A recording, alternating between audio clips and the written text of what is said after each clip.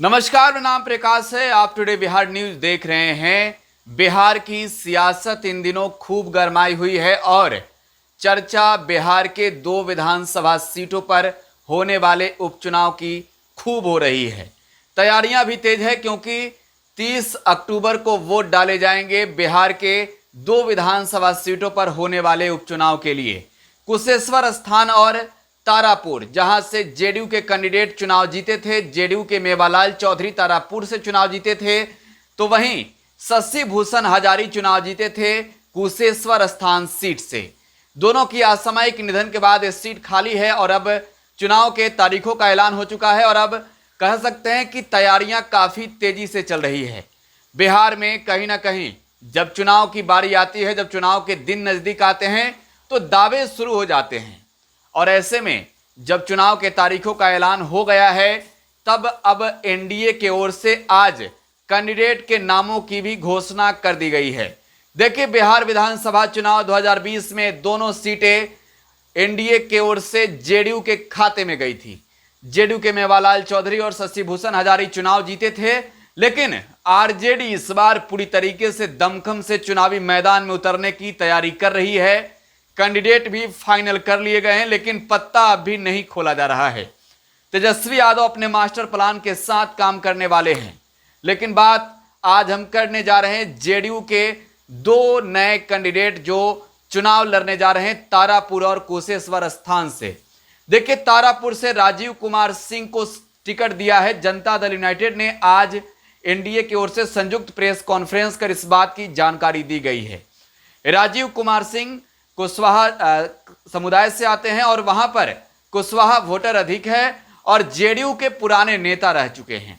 नेता हैं अब भी, समता पार्टी के वक्त से ही नीतीश कुमार के साथ हैं और चुनाव भी पहले लड़ चुके हैं। हालांकि उन्हें हार का सामना करना पड़ा, लेकिन इस बार जेडीयू ने एक बार फिर से राजीव कुमार सिंह पर ही विश्वास जताया है। वहीं अब बात करेंगे हम जेडीयू की ओर से शशि भूषण हजारी के निधन के बाद टिकट दिया गया है कुशेश्वर स्थान से उनके बेटे को। लेकिन इससे पूर्व आपको बता दें, मेवालाल चौधरी के बेटे अमेरिका में रहते हैं। जेडीयू के शीर्ष नेताओं ने उनके बेटे से चुनाव लड़ने को पूछा, इच्छा जाहिर करने को कहा, लेकिन उन्होंने कहा कि वह अमेरिका में है, चुनाव नहीं लड़ेंगे। लिहाजा राजीव कुमार सिंह को टिकट दी गई है। अमन हजारी शशि भूषण हजारी के बेटे हैं और अब चुनाव लड़ने जा रहे हैं जेडीयू के टिकट से कुशेश्वर स्थान सीट से। यहां कांग्रेस के कैंडिडेट को हराया था शशि भूषण हजारी ने, लेकिन अब जब तैयारियां शुरू है तो जेडीयू की ओर से शशि भूषण हजारी के बेटे अमन हजारी को सिंबल दे दिया गया है।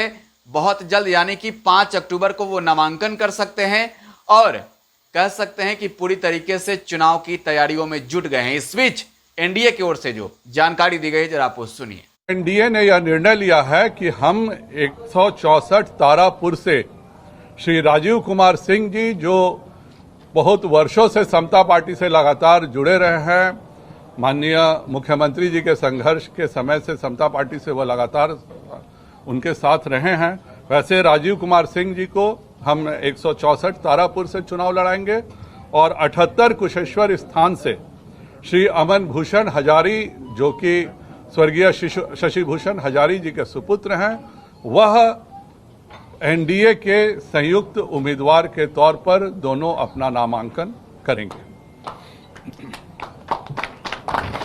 तो बिहार के 2 विधानसभा सीटों पर होने वाले उपचुनाव को लेकर रणनीति बनाई जा रही है। जेडीयू ने अपने दोनों कैंडिडेट को चुनावी मैदान में सिंबल देकर भेज दिया है, राजीव कुमार सिंह को तारापुर से, तो वहीं अमन हजारी को कुशेश्वर स्थान से।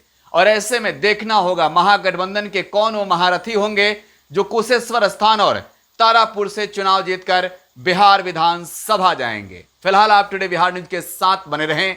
धन्यवाद।